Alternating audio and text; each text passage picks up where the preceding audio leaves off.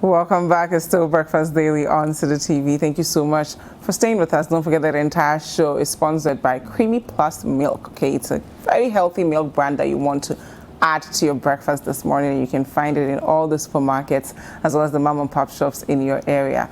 Now it's time for relationship segment. Today we're going to be talking about you, your work-life balance, and your relationship. I have with me Mrs. Marie Rose Saki. She's an entrepreneur and a counselor. And throughout our conversation, if you have any questions for her, let us know. The hashtag is Breakfast Daily. And the WhatsApp line is 0550-585832. Good morning. Good morning. How are you? I'm fine, thank you. How are you too? I'm good. Thank you so much for being with us. Thank you too. Now today's topic. Thank you. Your work-life balance and your relationship. Why is it even important for us to be thinking about this as we progress in our relationship? Yeah. You know, when we are growing up, our parents put us in school. Yeah. We all have ambitions to become some professionals in the future. So that is almost basic. Everybody wants to become somebody in the future. And then along the line, you will find love. So you find love, and then you pursue your career, advised by whatever that is going on. Maybe you find love before or after you are into serious career work, career things. You are working, you're a professional working at a busy place. Whoever that you found is also a busy person. And life is, especially these days, life is very busy. Unlike, I remember those days when we were growing up, by 5 o'clock, everybody's home. Yeah. And we have quality time with parents and your siblings and your friends before you retire to bed. Now it's not so. Some people are working round the clock. Some people's offices run 24 hours. Even if it's not running 24 hours, people go to work and work till it's late. Mm-hmm. There's so much traffic all over the place and all that. So because you want to avoid traffic, you leave home early, you get to work and you try to buy time to avoid the traffic by sitting at the office for a long time, trying to finish up and all that. All these things kind of impact on our relationship or on our love life.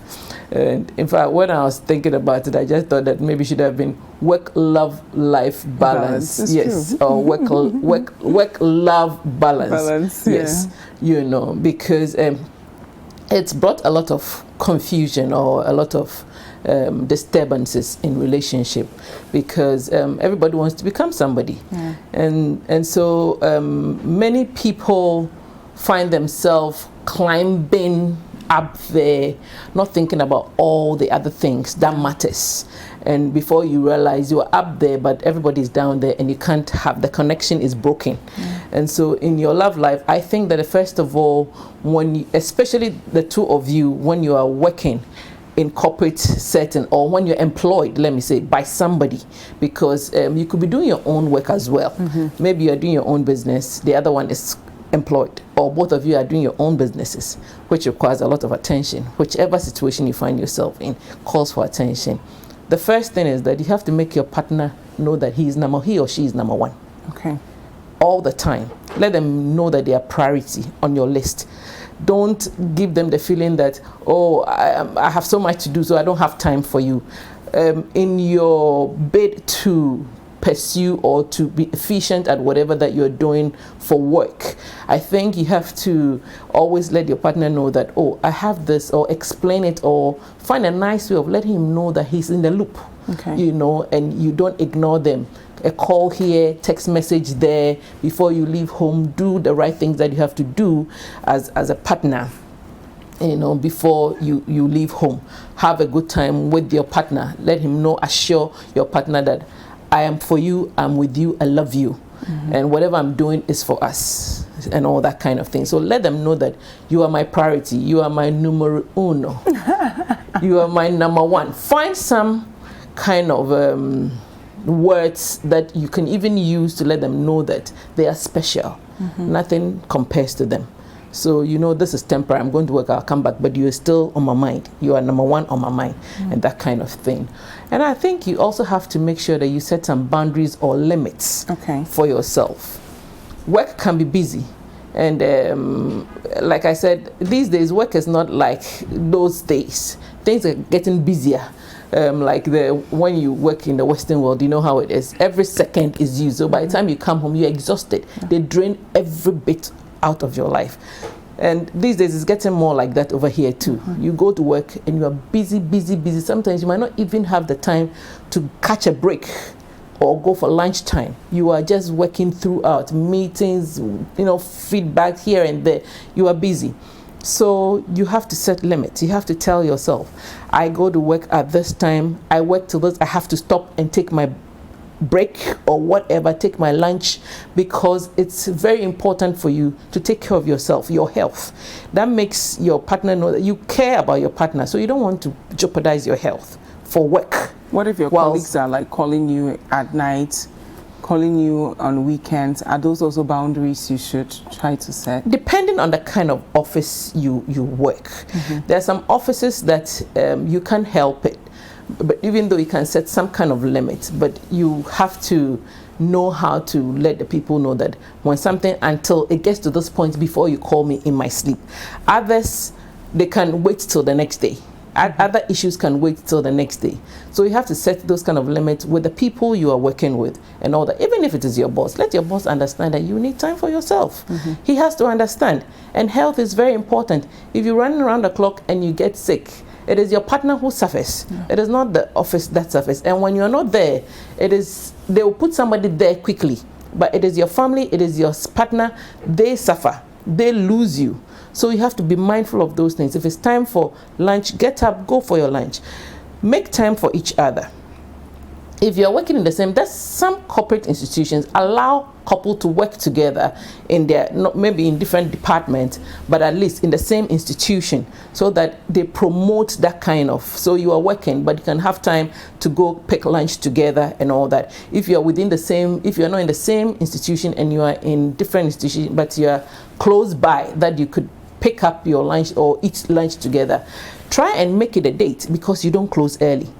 Try and make it a date that we will maybe do lunch every other day, or we'll do lunch so many times in a day, so that we can catch up, because by the time maybe I'll close and get home, I'm so tired, I'm exhausted, I can't really have, so we can catch up on our talk and all that kind of thing before we go back to work and come back home and all that.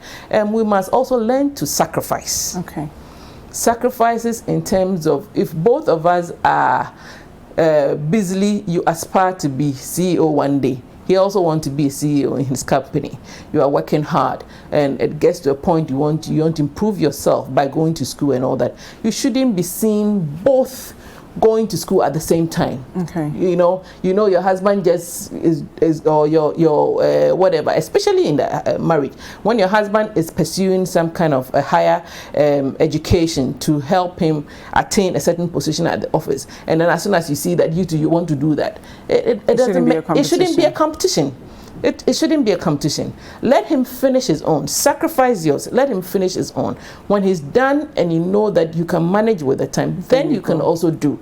It's not only your husband. It could also be the woman. If the woman is doing it, the man must sacrifice. Wait for her to finish before he also get into something like that. And the other thing that we have to also remember is that we are not marrying the title. Love the person. Yes, you are working all because we want titles. Because at the end of it all, what do we want? We want a title. We want bigger money, of course. We want bigger money and one title. But is it a title? When you're going into marriage, you have to be go into advisedly. You have to look at yourself and what you can take. You want so much attention, yet you want to go and marry a politician who doesn't have time, or you want to marry a CEO who doesn't have time. You want to marry a musician who is always on the road, or an actress who is always, So you should be realistic. So about you should be realistic. You're in a relationship with which career you can bear. You have to consider all these things to help you to know how you can balance. And when it comes to, if I have to sacrifice, I am ready to sacrifice. For me, right from the beginning, I knew that, yes, whoever that I marry, I decided to get into private work so that I can have more time for myself, my partner, my children.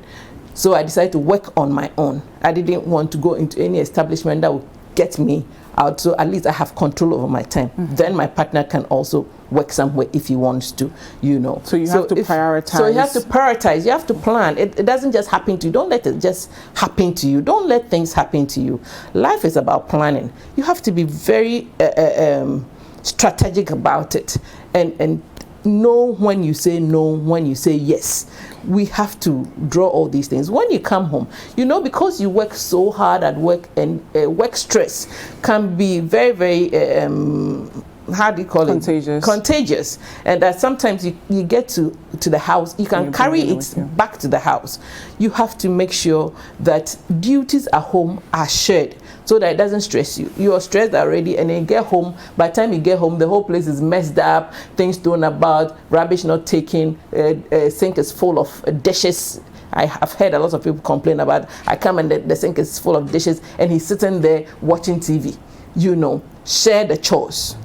Share the chores. Know that this is what I do, this is what he does, and all that. And the days that we are so busy, you know, that your partner has had a very difficult day, we should be able to be empathetic. Try and step in their shoes, help them. Say, hey, you are I know today you are supposed to, don't cook, just rest. Let me get something for us to eat. Let me massage your feet for you.